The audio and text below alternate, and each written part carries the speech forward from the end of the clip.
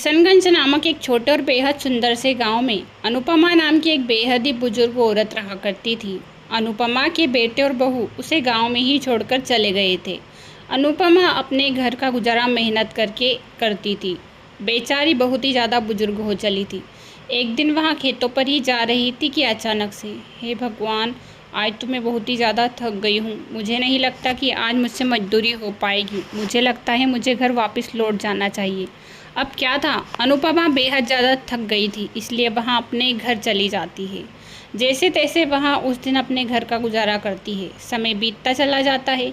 एक दिन अनुपमा के घर पर राशन का सामान खत्म हो गया था। आज तो मेरे पास राशन का सामान भी नहीं है, क्योंकि मैंने इतने दिनों से मजदूरी जो नहीं की। अब मैं खाने के लिए खाना कहाँ से लाऊंगी? मुझसे तो अब मजदूरी भी नहीं होती, क्योंकि मेरे और हाथ और पैर काम ही नहीं करते। मुझे लगता है मुझे गांव में से ही खाना मांगना पड़ेगा। अब क्या था, अनुपमा खाना मांगने के लिए गांव में चली जाती है। एक दो दिन तो गांव वाले उसे खाना दे देते हैं, लेकिन वह हर रोज़ खाना मांगने जाती है तो एक दिन, अरे तू हर रोज़ मुंह उठा के आ जाती है हमारे पास खाना मांगने के लिए। क्या हम कमाते तेरे लिए है क्या? तेरे बेटे बहू तो तुझे छोड़कर चले गए और अब हम तेरा पेट भरे क्या? हमसे तो नहीं होगा, चली जा अपने घर वापस। अब क्या था, अनुपमा उनसे भीख मांगती है। मुझे कैसे भी करके खाना दे दो, बहुत ही ज़ोरों की भूख लगी है। आगे जाऊंगी तो थक जाऊंगी, इसीलिए तुम्हारे घर से ही खाना दे दो मुझे। अरे तुम्हारा एक बार में सुनाई नहीं देता क्या? हम तुझे खाना नहीं देंगे, कह दिया ना, निकल मेरे घर से। और हाँ, आज के बाद मेरे घर पर खाना मांगने मत आ जाना। अनुपमा को वहाँ औरत घर से बाहर निकाल देती है। अनुपमा आगे जाती है, आगे खाना मांगती है, लेकिन उसे आज कोई खाना देने वाला नहीं था। अनुपमा, हे भगवान, आज तो मैं बिल्कुल थक चुकी हूँ। कहीं न कहीं से आज मेरे खाने का गुजारा हो जाए तो जैसे तैसे नींद आ जाएगी, वरना मुझे आज नींद भी नहीं आने वाली। बेचारी अनुपमा थकी हारी थी कि एक औरत उसके पास आती है। अरे अम्मा, आप इतनी उदास क्यों नज़र आ रही हो? क्या हो गया? क्या बताऊं, मुझे खाने के लिए खाना चाहिए, लेकिन मेरे पास दो वक्त की रोटी भी नहीं है। बेटे बहू मुझे छोड़कर चले गए, मजदूरी मुझसे होती नहीं। अब मुझे तो समझ ही नहीं आ रहा कि मैं क्या करूं। अरे अम्मा, मेरा नाम विमला है, मैं इसी गांव में रहती हूँ। आप मेरे यहाँ पर खाना खाने आ जाया कीजिए, मैं हर रोज़ आपको खाना खिला दूँगी। गाँव में भीख मांगने की ज़रूरत नहीं है, वैसे भी मैं गरीब लोगों की मदद करती हूँ।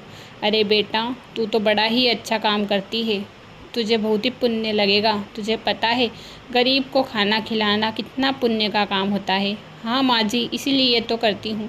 आपको पता है मेरी माँ जब वहाँ बुजुर्ग थी ना, तो मेरे भाई और भाभी उसे छोड़कर चले गए थे और उसके बाद उसे खाना नहीं मिला, उसका देहांत हो गया।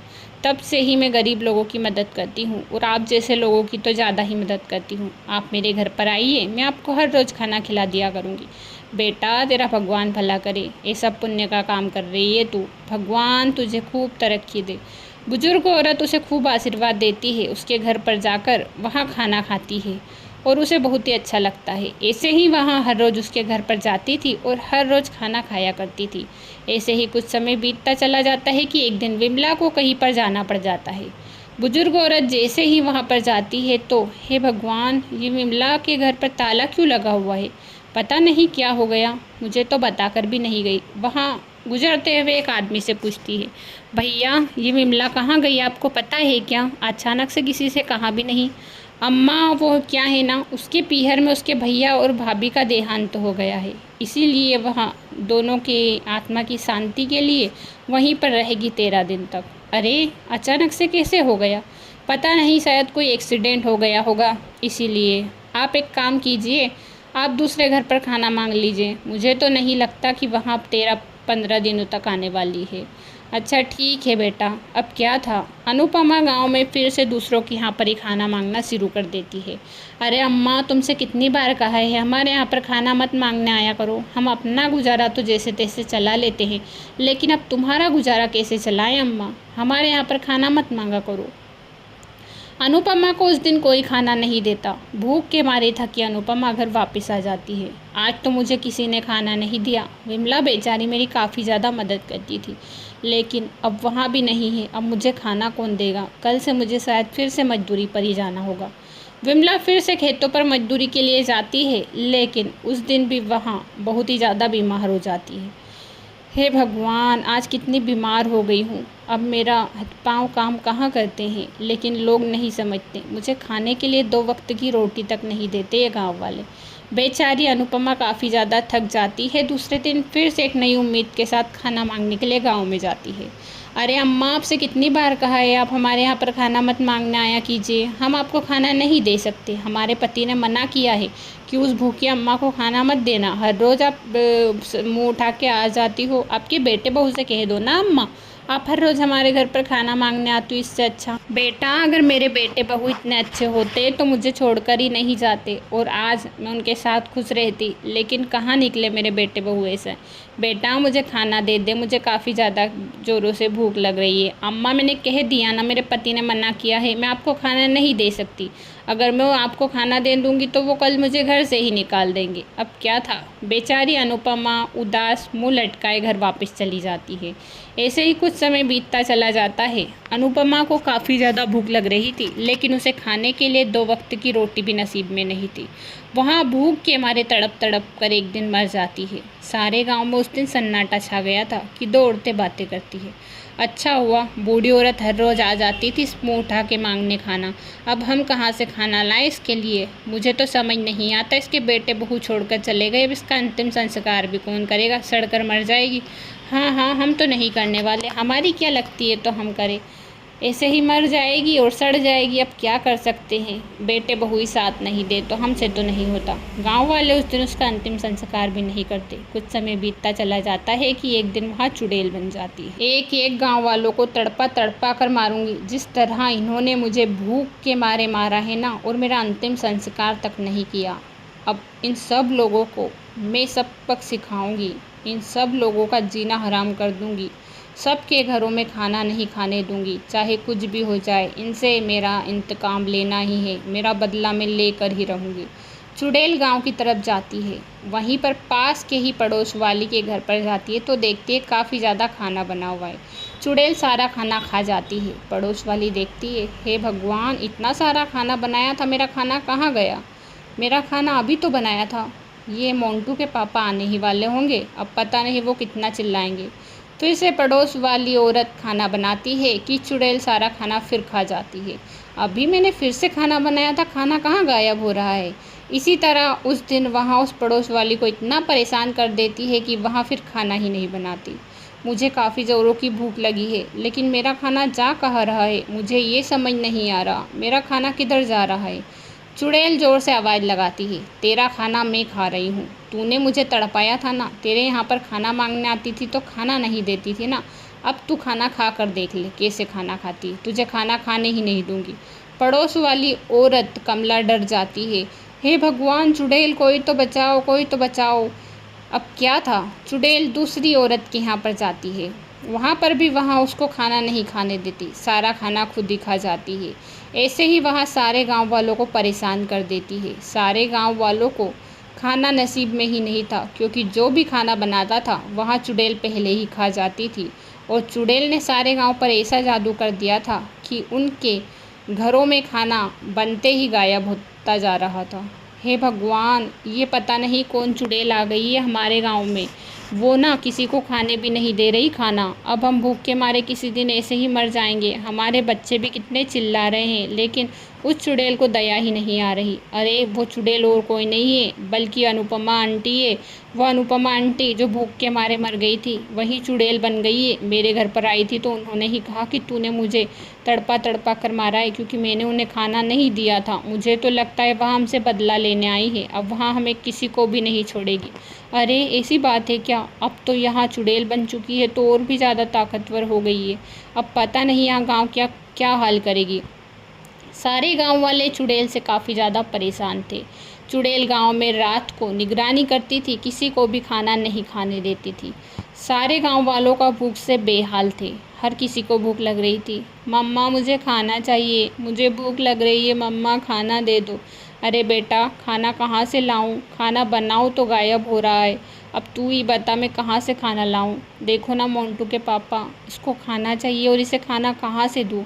अरे अब क्या कर सकते हैं, वो चुड़ैल किसी को खाने ही नहीं दे रही।